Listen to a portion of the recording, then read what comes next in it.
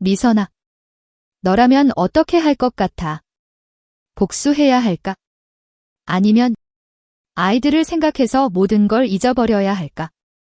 3월, 봄 기운이 완연해진 어느 날 서울의 번잡함에서 벗어나 고즈넉하고 정겨운 분위기가 감도는 작은 마을, 안동으로 김씨 가족은 이사를 왔다. 오래된 한옥들이 줄지어 있는 마을 한켠에 그들의 새로운 보금자리가 있었다. 세월의 흔적이 느껴지는 기와집이었지만 정성스럽게 가꿔진 마당에는 매화나무가 화사한 꽃망울을 터뜨리며 봄의 시작을 알리고 있었다. 집 앞으로는 맑은 물이 흐르는 시냇물이 졸졸졸 아름다운 소리를 내며 흘러 도시의 소음에 지친 그들의 마음을 위로하는 듯 했다. 이번 이사는 대기업 전자회사에 다니는 김철수 씨의 지방 발령 때문이었다.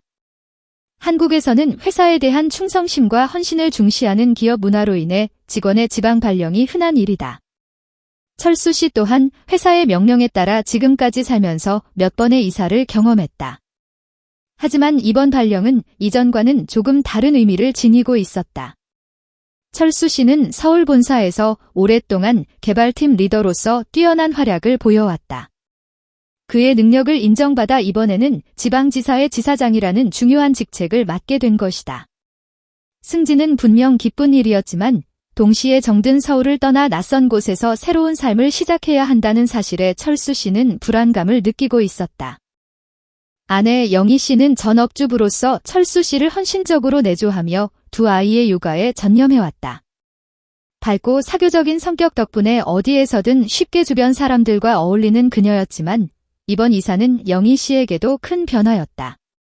서울에는 학창시절부터 함께 해온 친구들, 아이를 키우면서 알게 된 엄마들 모임 등 소중한 인연들이 있었다. 익숙한 환경을 떠나야 한다는 사실에 영희 씨는 깊은 아쉬움을 느꼈다. 큰아들 민수는 고등학교 입시를 앞둔 중학교 3학년이었다. 예민한 사춘기 시기에 전학을 가야 한다는 사실에 불만이 가득했다. 학교 야구부에서 주전 선수 자리를 꿰차고 있던 민수에게 새로운 환경에서 다시 관계를 쌓고 팀에 적응해야 한다는 것은 큰 스트레스였다. 막내딸 은지는 초등학교 5학년이었다. 밝고 순수한 성격 덕분에 새로운 환경에도 금방 적응할 거라고 철수 씨와 영희 씨는 생각했다. 하지만 은지는 친한 친구들과 헤어져야 한다는 사실에 큰 충격을 받았다. 이사 날짜가 다가올수록 은지는 점점 말수가 줄어들었고 예전처럼 밝게 웃는 모습도 보기 힘들어졌다.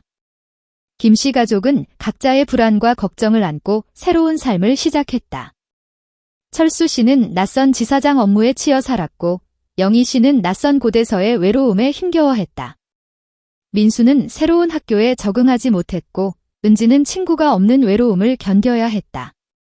예전에는 저녁 식사 시간에 하루 있었던 일들을 이야기하며 웃음꽃이 피었던 김씨 가족. 하지만 안동으로 이사온 후에는 식탁에 둘러앉아도 대화는 줄어들었고 무거운 침묵만이 감돌았다. 이삿날 아침 일찍부터 대형 트럭이 김씨네 집 앞에 도착했다.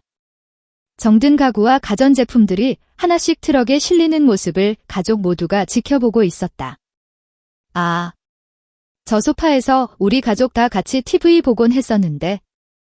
영희 씨는 거실 창가에서 짐이 나가는 모습을 바라보며 나지막이 중얼거렸다. 서울에서의 행복했던 시간들이 주마등처럼 스쳐 지나갔다. 아이들이 아직 어렸을 때 저 소파에 앉아 함께 그림책을 읽어주던 기억. 주말에는 온 가족이 모여 영화를 보고 밤늦도록 이야기꽃을 피웠던 기억.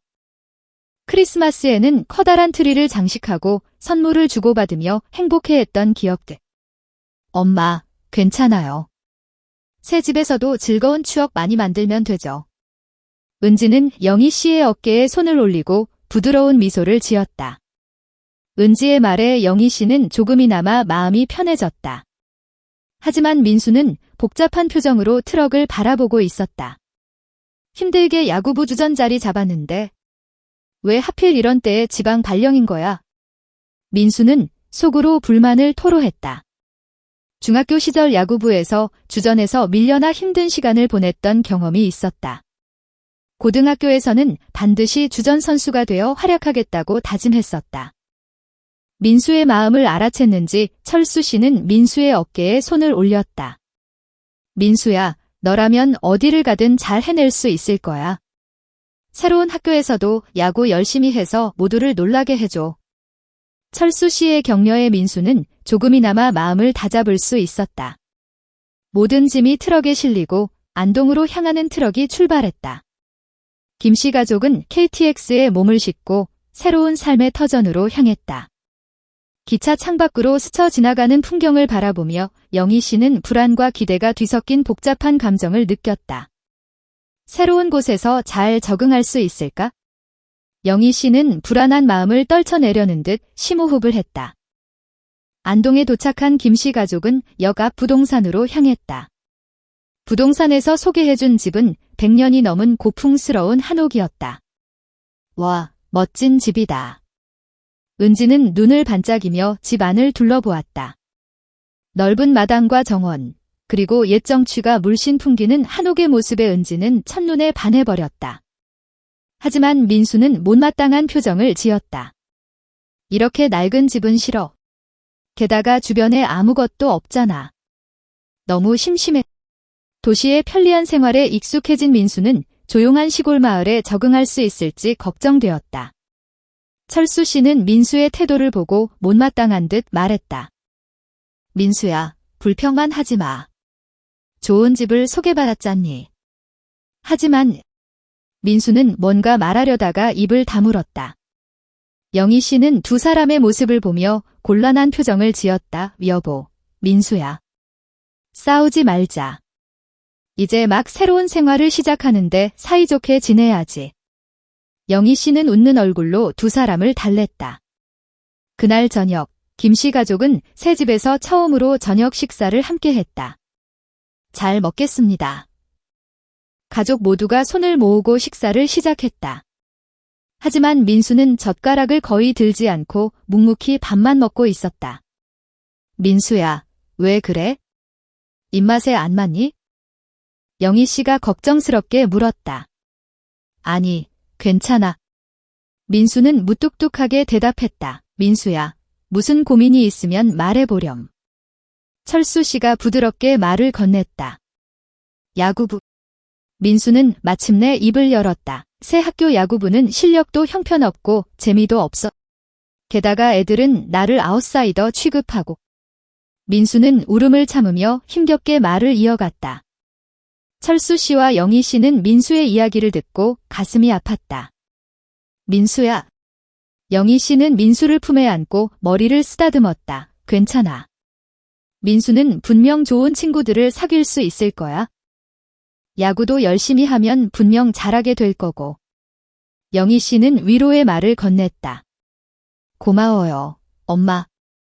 민수는 영희 씨의 품에 얼굴을 묻고 울음을 터뜨렸다. 그날 밤, 철수 씨와 영희 씨는 민수에 대해 이야기를 나누었다. 민수가 이렇게 힘들어하는 줄 몰랐어요.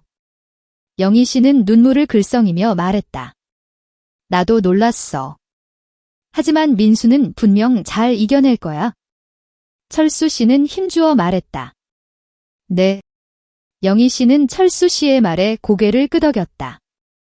다음 날, 철수 씨는 민수를 데리고 새 학교 야구부를 찾아갔다. 어떠니? 민수야. 이 학교 야구부도 꽤 괜찮지? 철수 씨는 민수에게 웃으며 말했다. 민수는 진지한 표정으로 연습하는 모습을 지켜보았다. 네, 다들 정말 잘해요. 그리고 야구를 즐겁게 하는 것 같아요. 민수는 조금씩 미소를 되찾았다. 좋아. 그럼 내일부터 이 야구부에 들어가 볼래? 철수 씨가 제안했다. 네. 민수는 힘차게 대답했다. 며칠 뒤, 민수는 새 학교 야구부에 입부했다. 처음에는 긴장했지만 부원들은 민수를 따뜻하게 맞아주었다. 김민수, 같이 야구하자. 응. 민수는 금세 부원들과 어울리며 즐거운 야구부 생활을 시작했다. 하지만 김씨 가족의 문제는 아직 해결되지 않았다. 영희 씨는 새로운 환경에 적응하지 못하고 있었다. 서울로 돌아가고 싶어. 영희 씨는 매일 그렇게 생각했다. 친구도 없고 아는 사람도 없었다. 장 보러 가는 것도 불편했고 병원도 멀었다. 영희 씨는 외로움을 느꼈다. 어느 날 영희 씨는 동네 슈퍼마켓에서 한 여성에게 말을 걸었다. 혹시 김영희 씨 맞으세요? 여성은 웃는 얼굴로 말을 건넸다. 네, 맞는데요. 영희 씨는 당황하며 대답했다. 저는 박미정이라고 해요. 이 근처에 살아요. 부동산에서 김영희 씨 이야기를 듣고 박미정 씨는 자신을 소개했다. 그러셨군요. 영희 씨는 조금 안심이 되었다. 김영희 씨, 괜찮으시면 다음에 차 한 잔 어떠세요? 박미정 씨는 영희 씨를 초대했다. 네, 정말요? 영희 씨는 기쁜 듯 대답했다. 물론이죠. 꼭 놀러 오세요. 박미정 씨는 웃으며 말했다. 그 후 영희 씨는 박미정 씨와 친해지면서 새로운 환경에 조금씩 적응해갔다. 하지만 김 씨 가족에게는 아직 해결해야 할 문제가 남아 있었다. 바로 은지였다. 은지는 새 학교에 적응하지 못하고 있었다. 반 친구들은 은지를 무시했고 말을 걸어도 대답해주지 않았다. 은지는 늘 혼자 교실 구석에서 책을 읽었다. 왜 애들은 나에게 말을 걸어주지 않는 걸까? 은지는 외로움을 느꼈다. 은지를 안쓰럽게 여긴 영희 씨는 어느 날 은지에게 제안했다. 은지야, 다음에 같이 도서관에 가볼래? 영희 씨는 부드럽게 은지에게 말했다. 도서관. 은지는 조금 흥미를 보였다. 응, 도서관에는 책이 정말 많잖아. 분명 은지가 좋아하는 책도 찾을 수 있을 거야. 영희 씨는 웃으며 말했다. 네, 가볼래요? 은지는 고개를 끄덕였다. 다음 날, 영희 씨와 은지는 함께 도서관에 갔다. 도서관에는 책이 가득했고 은지는 눈을 반짝였다. 우와, 엄청나다. 은지는 흥분하며 말했다. 영희 씨는 그런 은지를 보며 흐뭇하게 미소 지었다. 그 후 은지는 도서관에 자주 다니며 많은 책을 읽었다. 그리고 도서관에서 한 소녀를 만났다. 그 책, 재미있어 보인다. 소녀는 은지에게 말을 걸었다. 응. 재미있어. 은지는 조금 당황하며 대답했다. 나는 최지혜라고 해, 너는? 소녀는 자신을 소개했다. 나는 김은지야. 은지도 자신을 소개했다.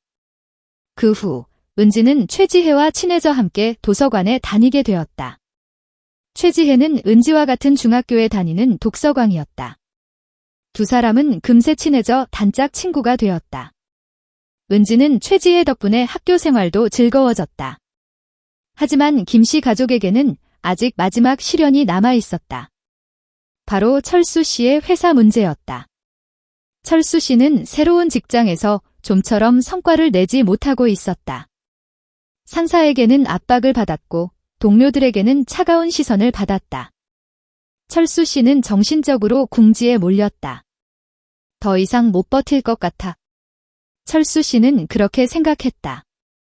어느 날 철수 씨는 회사에서 쓰러졌다. 병원에서 검사를 받은 결과 과로와 스트레스가 원인이라는 진단을 받았다. 철수 씨는 한동안 회사를 쉬어야 했다.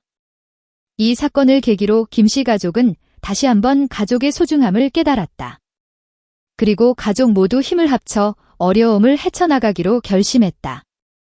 철수 씨는 회사를 쉬는 동안 가족과 함께 시간을 보내는 데 집중했다. 영희 씨는 철수 씨를 곁에서 지지하고 격려했다. 민수와 은지는 집안일을 돕고 철수 씨의 부담을 덜어주려고 노력했다. 그리고 가족 모두 철수 씨의 회복을 기도했다. 몇 주 후 철수 씨는 무사히 회사에 복귀할 수 있었다. 그리고 이전보다 더욱 열정적으로 업무에 매진했다. 하지만 서울 본사 발령건은 여전히 김 씨 가족을 괴롭혔다. 철수 씨는 고민 끝에 가족회의를 소집했다. 사실 아빠가 서울 본사로 발령받았다는 이야기는 사실 거짓말이었어. 철수 씨의 입에서 나온 충격적인 고백에 온 가족은 할 말을 잃었다. 민수와 은지는 어리둥절한 표정으로 철수 씨를 바라보았고 영희 씨는 불안한 예감에 가슴이 철렁 내려앉았다. 사실 아빠는 회사에서 해고되었어? 철수 씨는 힘겹게 말을 이었다. 안동지사에서의 실적 부진이 결국 해고라는 최악의 결과로 이어진 것이다. 하지만 철수 씨는 가족들에게 걱정을 끼치고 싶지 않아 거짓말을 했던 것이다. 그럼 우리는 어떻게 되는 거예요? 은지의 질문에 철수 씨는 아무런 대답도 할 수 없었다. 앞으로 어떻게 해야 할지, 어디서부터 무엇을 해야 할지 막막하기만 했다. 여보, 우리 이제 어떡해요? 영희 씨의 눈에는 눈물이 가득 고였다. 그동안 힘든 내색 없이 묵묵히 가정을 지켜왔던 철수 씨였기에 그의 해고 소식은 영희 씨에게 더 큰 충격으로 다가왔다. 괜찮아. 아빠가 다시 일자리를 구하면 되잖아. 민수는 애써 밝은 척하며 부모님을 위로하려 했다. 하지만 그의 목소리에도 불안감이 묻어났다. 갑작스러운 해고 통보에 김씨 가족은 깊은 절망에 빠졌다. 하지만 이대로 주저앉을 수는 없었다. 철수 씨는 다시 한번 용기를 내어 일자리를 구하기 시작했고 영희 씨는 가게의 보탬이 되기 위해 파트타임 일자리를 알아보았다. 민수는 야구부 활동을 통해 스트레스를 해소하며 마음을 다잡았고 은지는 도서관에서 책을 읽으며 불안한 마음을 달랬다. 힘든 시간 속에서도 김씨 가족은 서로에게 힘이 되어 주었다. 그리고 어려움을 함께 헤쳐나가는 과정에서 가족의 소중함을 더욱 깊이 느낄 수 있었다. 하지만 운명은 김씨 가족에게 또 다른 시련을 안겨주었다. 영희 씨가 갑작스러운 복통을 호소하며 병원에 실려간 것이다. 검사 결과는 충격적이었다. 영희 씨는 위암 말기 판정을 받았다. 여보, 이럴 수가. 철수 씨는 청천벽력 같은 소식에 망연자실했다. 영희 씨는 가족들에게 짐이 되기 싫다며 수술을 거부했지만 철수 씨와 아이들은 포기하지 않았다. 엄마, 제발 수술 받으세요. 우리는 엄마 없이는 살 수 없어요. 민수와 은지는 눈물로 애원했다. 결국 영희 씨는 가족들의 간절한 바람을 받아들여 수술대에 올랐다. 수술은 성공적이었지만 영희 씨의 몸은 이미 많이 약해져 있었다. 항암 치료를 받는 동안 영희 씨는 극심한 고통에 시달렸다. 하지만 그녀는 가족들을 위해 힘든 치료 과정을 꿋꿋하게 견뎌냈다. 엄마, 힘내세요. 우리가 엄마 곁에 있어요. 민수와 은지는 번갈아가며 병원에서 영희 씨를 간병했다. 철수 씨는 밤낮으로 영희 씨의 곁을 지키며 그녀에게 용기를 불어넣었다. 하지만 기적은 일어나지 않았다. 영희 씨는 결국 가족들의 곁을 떠났다. 사랑하는 아내이자 엄마였던 영희 씨의 죽음은 김씨 가족에게 깊은 슬픔과 상실감을 안겨주었다. 엄마. 민수와 은지는 영희 씨의 영정사진 앞에서 울음을 터뜨렸다. 철수 씨는 아내의 차가운 손을 잡고 오열했다. 영희 씨의 장례식장에는 많은 사람들이 찾아와 그녀의 죽음을 애도했다. 서울에서 함께 살았던 친구들, 안동에서 새롭게 알게 된 이웃들, 그리고 민수와 은지의 친구들까지 모두가 영희 씨의 따뜻한 마음씨와 밝은 미소를 기억했다. 장례식을 마치고 집으로 돌아온 철수 씨는 텅 빈 영희 씨의 방을 바라보며 깊은 슬픔에 잠겼다. 영희 씨의 옷, 화장품, 그리고 그녀가 아끼던 물건들. 모든 것이 영희 씨의 흔적을 간직하고 있었다. 여보, 당신 없이 내가 어떻게 살아가야 할까? 철수 씨는 영희 씨의 사진을 끌어안고 흐느꼈다. 민수와 은지도 엄마의 빈자리를 느끼며 힘든 시간을 보냈다. 하지만 김씨 가족은 다시 한번 일어서야 했다. 영희 씨가 남긴 사랑과 희망을 가슴에 품고 앞으로 나아가야 했다. 철수 씨는 아이들을 위해 다시 일자리를 구했다. 민수는 야구에 대한 열정을 되살려 프로 야구 선수를 꿈꾸며 훈련에 매진했다. 은지는 엄마처럼 따뜻한 마음을 가진 사람이 되기 위해 열심히 공부했다. 시간이 흐르면서 김씨 가족은 조금씩 아픔을 극복해갔다. 하지만 영희 씨에 대한 그리움은 늘 그들의 마음속에 남아 있었다. 어느 날 철수 씨는 영희 씨의 유품을 정리하다가 그녀의 일기장을 발견했다. 일기장에는 영희 씨가 남긴 마지막 메시지가 적혀 있었다. 여보, 그리고 사랑하는 민수와 은지에게. 혹시 내가 먼저 세상을 떠나게 되더라도 너무 슬퍼하지 마세요. 나는 항상 당신들 곁에서 지켜보고 있을 거예요. 그리고 언젠가 다시 만날 나를 기다리고 있을 거예요. 사랑합니다. 영희 씨의 마지막 메시지는 김 씨 가족에게 큰 위로와 힘이 되었다. 그리고 그들은 영희 씨의 사랑을 가슴에 품고 앞으로 나아갈 힘을 얻었다. 하지만 이야기는 여기서 끝나지 않는다. 영희 씨의 죽음에 대한 의문점은 여전히 남아 있었다. 철수 씨는 영희 씨의 진료 기록을 살펴보던 중 이상한 점을 발견했다. 영희 씨의 위암은 초기 단계였음에도 불구하고 병원에서는 말기 판정을 내렸던 것이다. 철수 씨는 병원 측의 과실을 의심하기 시작했다. 그리고 진실을 밝히기 위해 병원을 상대로 소송을 제기했다. 긴 법정 공방 끝에 병원 측의 과실이 인정되었다. 영희 씨의 담당 의사는 의료 과실로 인해 환자를 사망에 이르게 한 혐의로 실형을 선고받았다. 하지만 철수 씨는 승소의 기쁨보다 씁쓸함을 느꼈다. 아무리 병원 측의 잘못이 밝혀지고 처벌을 받는다고 해도 이미 세상을 떠난 영희 씨는 돌아오지 않았다. 철수 씨는 영희 씨의 죽음을 통해 깨달은 바가 있었다. 인생은 언제 어떻게 될지 모르는 것이며 사랑하는 사람들과 함께하는 시간은 그 무엇보다 소중하다는 것. 철수 씨는 민수와 은지를 품에 안았다. 아빠는 너희들을 위해서라면 무엇이든 할 수 있어. 우리 이제 엄마의 목까지 행복하게 살자. 민수와 은지는 철수 씨의 말에 고개를 끄덕였다. 그리고 그들은 서로에게 힘이 되어주며 새로운 삶을 향해 나아갔다. 어둠 속에서 진실을 밝히고 가족의 사랑으로 시련을 극복하는 김 씨 가족의 이야기는 계속된다.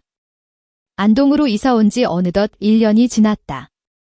김철수 씨는 새로운 직장에 적응하여 안정적인 생활을 꾸려나가고 있었고, 민수는 고등학교 야구부에서 에이스로 활약하며 꿈을 향해 나아가고 있었다. 은지는 새로운 친구들과 어울리며 밝고 건강하게 자라고 있었다. 하지만 영희 씨의 빈자리는 여전히 컸다. 철수 씨는 퇴근 후 텅 빈 집에 들어설 때마다 아이들은 엄마의 따뜻한 품이 그리울 때마다 가슴 한구석이 시큰거렸다.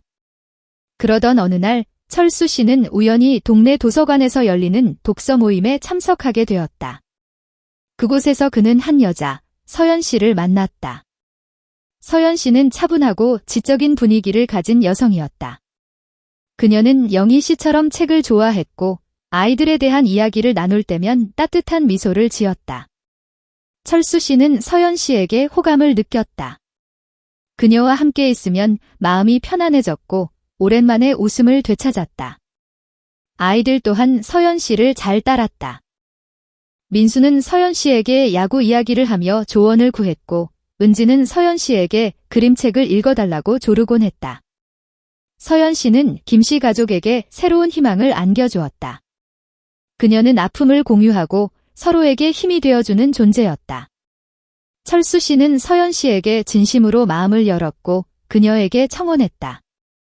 서연 씨, 나와 결혼해 줄래요? 당신과 함께라면 앞으로 어떤 어려움도 헤쳐나갈 수 있을 것 같아요. 서연 씨는 눈물을 글썽이며 철수 씨의 청혼을 받아들였다. 그리고 김 씨 가족은 새로운 가족으로 다시 태어났다. 하지만 행복도 잠시, 김 씨 가족에게 또 다른 시련이 찾아왔다. 과거 영희 씨의 죽음에 대한 진실이 드러난 것이다. 영희 씨의 수술을 집도했던 의사는 사실 의료 과실을 은폐하기 위해 고의로 영희 씨를 죽음에 이르게 했던 것이다. 그는 막대한 돈을 받고 다른 환자의 수술을 맡았고 그 과정에서 영희 씨의 수술을 소홀히 했던 것이다. 이 사실을 알게 된 철수 씨는 분노에 휩싸였다. 그는 의사를 찾아가 따졌지만 의사는 오히려 뻔뻔하게 나왔다. 당신 아내는 어차피 죽을 목숨이었어. 내가 아니었어도 다른 의사가 수술했어도 마찬가지였을 거야. 철수 씨는 의사의 멱살을 잡고 주먹을 날렸다. 하지만 그 순간 서연 씨가 그를 말렸다. 철수 씨, 진정하세요. 폭력으로는 아무것도 해결할 수 없어요. 서연 씨는 차분하게 철수 씨를 설득했다. 그리고 법의 심판을 받게 하자고 제안했다. 철수 씨는 서연 씨의 말에 따라 의사를 상대로 형사 고소를 했다. 그리고 긴 법정 공방 끝에 의사는 살인죄로 징역형을 선고받았다. 하지만 철수 씨는 여전히 마음속에 응어리가 남아 있었다. 영희 씨를 죽음으로 몰아넣은 의사는 처벌을 받았지만 영희 씨는 돌아오지 않았다. 어느 날 철수 씨는 서연 씨와 함께 영희 씨의 묘지를 찾았다. 그는 영희 씨에게 자신의 마음을 털어놓았다. 여보, 나는 아직도 당신을 잃은 슬픔에서 벗어나지 못하고 있어. 그리고 당신을 죽음으로 몰아넣은 의사를 용서할 수가 없어. 서연 씨는 조용히 철수 씨의 이야기를 들어주었다. 그리고 따뜻하게 그를 위로했다. 철수 씨, 저도 영희 씨의 죽음이 안타까워요. 하지만 이제는 과거를 떠나보내고 앞으로 나아가야 해요. 영희 씨도 분명 당신이 행복하게 살아가기를 바랄 거예요. 서연 씨의 말에 철수 씨는 마음이 움직였다. 그는 영희 씨의 묘지 앞에서 눈물을 흘리며 과거를 용서하고 미래를 향해 나아가겠다고 다짐했다. 그리고 철수 씨는 의사를 찾아가 용서를 구했다. 의사는 철수 씨의 진심 어린 용서에 눈물을 흘리며 자신의 죄를 뉘우쳤다. 철수 씨는 의사를 용서함으로써 마음의 짐을 덜 수 있었다. 그리고 영희 씨의 죽음을 헛되이 하지 않기 위해 의료사고 피해자들을 돕는 일에 헌신했다. 시간이 흘러 민수는 프로 야구 선수가 되었고 은지는 의사가 되었다. 그들은 각자 자신의 분야에서 성공적인 삶을 살았다. 철수 씨는 서연 씨와 함께 행복한 노년을 보냈다. 그는 서연 씨에게 늘 고마운 마음을 가지고 있었다. 그녀는 어둠 속에서 자신을 구원해준 빛과 같은 존재였다. 어느 날 철수 씨는 서연 씨의 손을 잡고 말했다. 서연 씨, 당신을 만나서 정말 다행이야. 당신이 없었다면 나는 어떻게 되었을까? 서연 씨는 미소를 지으며 대답했다. 저도 당신을 만나서 정말 행복해요. 우리 앞으로도 영원히 함께해요. 철수 씨는 서연 씨의 손을 꼭 잡았다. 그리고 그들은 서로의 눈을 바라보며 영원한 사랑을 약속했다. 영희 씨의 죽음이라는 아픔을 딛고 일어서 새로운 사랑과 희망을 찾아가는 김 씨 가족의 이야기는 어둠 속에서 피어나는 희망의 메시지를 전한다. 김 씨 가족의 이야기는 우리에게 깊은 감동과 함께 삶의 중요한 가치들을 일깨워줍니다. 무엇보다도 가족의 소중함을 강조합니다. 어려움과 고난 속에서도 서로에게 힘이 되어주고 함께 극복해 나가는 가족의 모습은 진정한 행복의 의미를 되새기게 합니다. 철수 씨와 아이들은 영희 씨를 잃은 슬픔과 갑작스러운 경제적 어려움, 그리고 낯선 환경에 적응해야 하는 어려움 속에서도 서로를 의지하며 희망을 잃지 않았습니다. 가족 간의 사랑과 믿음이 어떤 어려움도 헤쳐나갈 수 있는 원동력이 된다는 것을 보여줍니다. 또한 진실을 밝히고 정의를 추구하는 용기와 인내의 중요성을 강조합니다. 철수 씨는 아내의 죽음에 대한 진실을 밝히기 위해 힘겨운 싸움을 이어나갔습니다. 그 과정에서 좌절과 고통을 겪기도 했지만 결국 진실을 밝혀내고 정의를 구현했습니다. 우리 사회의 만연한 불의와 부조리에 맞서 싸우는 용기와 정의로운 사회를 만들어 나가기 위한 노력의 중요성을 보여주는 사례입니다. 이와 더불어 용서와 화해의 가치를 되새기게 합니다. 철수 씨는 아내를 죽음에 이르게 한 의사를 용서하고 화해를 통해 마음의 평화를 찾았습니다. 용서와 화해는 과거의 아픔을 치유하고 새로운 미래를 향해 나아갈 수 있게 하는 힘이 있다는 것을 보여줍니다. 하지만 용서는 가해자의 잘못을 묵인하거나 정당화하는 것이 아닌 피해자가 스스로의 상처를 치유하고 앞으로 나아가기 위한 선택이라는 점을 기억해야 합니다. 이러한 교훈과 더불어 우리는 김 씨 가족의 이야기를 통해 다음과 같은 구체적인 조언과 해결책을 얻을 수 있습니다. 첫째, 가족 간의 소통과 공감을 통해 서로를 이해하고 지지하는 노력이 필요합니다. 김 씨 가족은 어려움 속에서도 끊임없이 대화하고 서로의 감정을 나누면서 위기를 극복했습니다. 가족 구성원 각자가 자신의 생각과 감정을 솔직하게 표현하고 서로의 입장을 이해하고 공감하는 노력을 통해 가족 간의 유대감을 강화해야 합니다. 둘째, 사회적 약자를 위한 배려와 관심을 가져야 합니다.